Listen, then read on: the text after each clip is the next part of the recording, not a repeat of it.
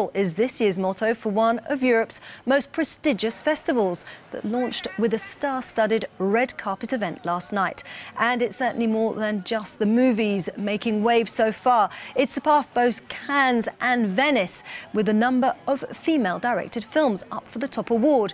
And there's been some controversial comments from leaders of the jury, Juliette Binoche.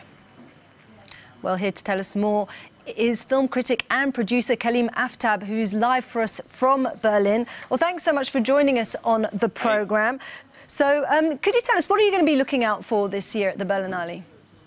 I think there's a lot of great films this year. In the competition, there's 5 of the biggest European directors all playing. There's Francois Ozon, there's a new Isabelle Coixet film. Last night we had a Lone Scherfig film, the Danish director. Fatih Akin has the Golden Glove, his telling of the Fritz Honka serial killings. And there's also a new film from Agnieszka Holland that's set in the 30s with James Norton in the lead role. Well, you mentioned the opening film, The Kindness of Strangers, and that's kind of been panned by a lot of critics. What did you make of it?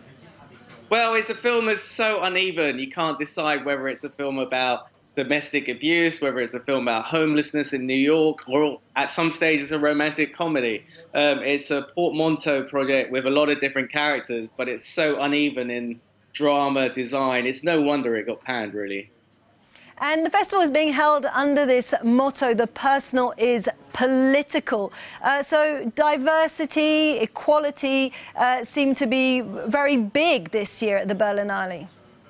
I think with a lot of film festivals and post the Me Too movement, everyone's kind of understood that the history of film has been so male-dominated that now they're looking to get more and more female directors through, which is thankfully happening, especially at Berlin this year. They're also looking behind. There's a new behind the scenes of a new diversity pledge, looking at who's actually programming the films to try and change that so we don't have one monolithic whole.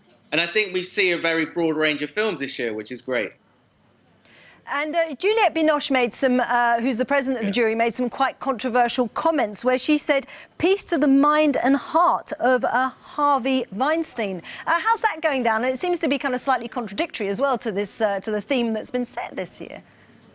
I mean, Juliette Binoche is always one for her own opinions, and this one, I think she's trying to say Harvey Weinstein's going through the courts and we should leave it up to the courts, and she doesn't really like witch hunts that's happening on social media. But then she also did say that she went for lunch with Harvey Weinstein in a hotel room and didn't understand why, nothing happened. So it's a little bit tricky, and it's a very touchy subject, so it's no wonder that people are up in arms about it and can't decide which way to go. And this is Dieter Kostlik's last year as festival director after 18 years. What kind of mark has he made on the festival? I think it's been a very interesting mark. He's definitely always gone for, as the slogan says, he's gone for more political films. He's definitely looked to try and put the avant-garde in. He's found some new directors like Fatih Akin over the years. I think over the last few years, his star has kind of waned. There was last year a lot of German filmmakers were asking him to step down now, and I think this final year is kind of his swan song. But the mark is pretty good.